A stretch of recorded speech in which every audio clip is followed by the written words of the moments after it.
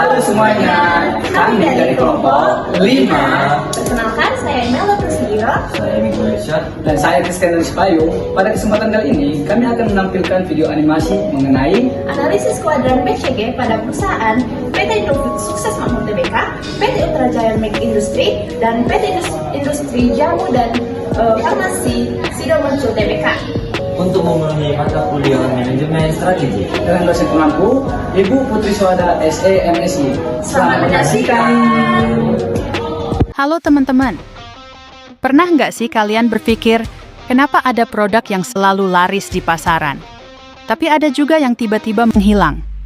Nah, ternyata di balik itu semua, ada strategi yang digunakan perusahaan untuk mengelola produknya. Salah satunya adalah matriks BCG.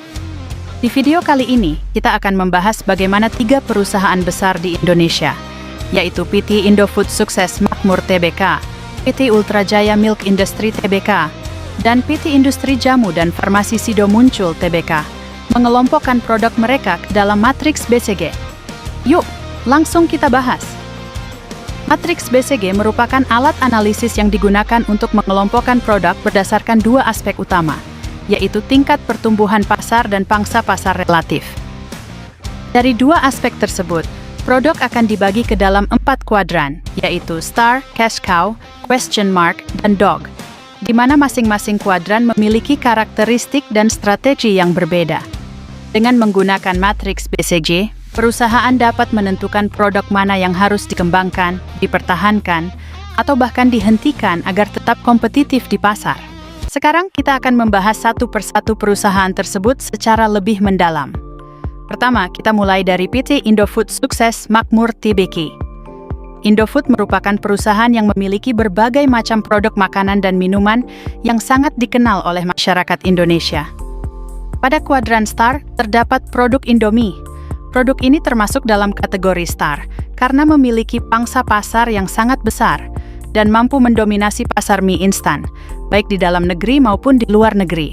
Selain itu, tingkat pertumbuhan pasar mie instan juga masih tinggi, karena semakin banyak masyarakat yang membutuhkan makanan cepat saji yang praktis. Selanjutnya, pada kuadran Cash Cow, terdapat produk Bimoli dan Supermie. Produk ini memiliki pangsa pasar yang tinggi karena sudah lama dikenal, dan memiliki konsumen yang loyal. Namun, pertumbuhan pasarnya cenderung rendah, karena pasar sudah memasuki tahap matang atau jenuh. Walaupun begitu, produk ini tetap memberikan keuntungan yang besar dan stabil bagi perusahaan. Kemudian, pada kuadran Question Mark, terdapat produk seperti Indomilk dan Pop Mie varian baru. Produk ini berada di pasar yang masih berkembang, namun pangsa pasarnya masih kecil karena persaingan yang ketat. Oleh karena itu, produk ini memerlukan investasi yang besar agar dapat meningkatkan pangsa pasar dan berpotensi menjadi star di masa depan. Sedangkan pada kuadran Dog, terdapat beberapa varian produk lama yang kurang diminati oleh konsumen. Produk ini memiliki pangsa pasar yang rendah dan berada di pasar yang pertumbuhannya juga rendah, sehingga tidak memberikan kontribusi yang signifikan terhadap perusahaan. Selanjutnya, kita beralih ke PT Ultrajaya Milk Industry Tbk. Perusahaan ini bergerak di bidang minuman, khususnya susu dan minuman kemasan.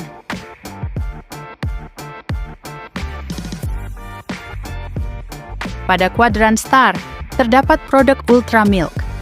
Produk ini memiliki pangsa pasar yang besar dan terus berkembang seiring meningkatnya kesadaran masyarakat terhadap pentingnya konsumsi susu. Selain itu, produk ini juga memiliki brand yang kuat, sehingga mampu bersaing di pasar. Pada kuadran Cash Cow, terdapat produk teh kotak.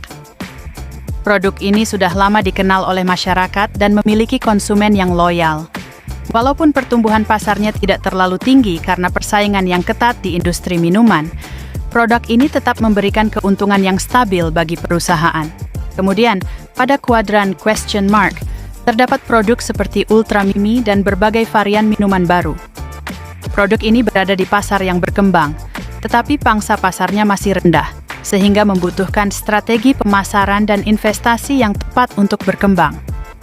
Sedangkan pada kuadran Dog, terdapat produk yang kurang diminati oleh konsumen dan tidak mampu bersaing di pasar, sehingga memiliki pertumbuhan dan pangsa pasar yang rendah.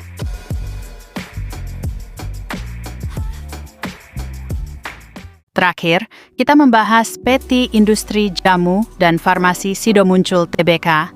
Perusahaan ini dikenal sebagai produsen jamu dan produk herbal yang sudah sangat terkenal di Indonesia. Pada kuadran star, terdapat produk tolak angin. Produk ini menjadi pemimpin pasar dalam kategori jamu masuk angin dan memiliki pangsa pasar yang besar. Selain itu, meningkatnya tren gaya hidup sehat dan penggunaan produk herbal juga mendorong pertumbuhan pasar, sehingga produk ini berada pada posisi star.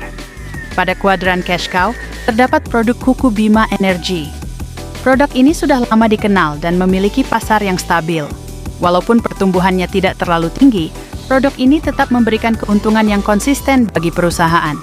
Kemudian, pada kuadran question mark, terdapat produk seperti Sido Muncul Natural Drink dan inovasi produk herbal lainnya. Produk ini berada di pasar yang berkembang, tetapi pangsa pasarnya masih kecil sehingga membutuhkan pengembangan lebih lanjut.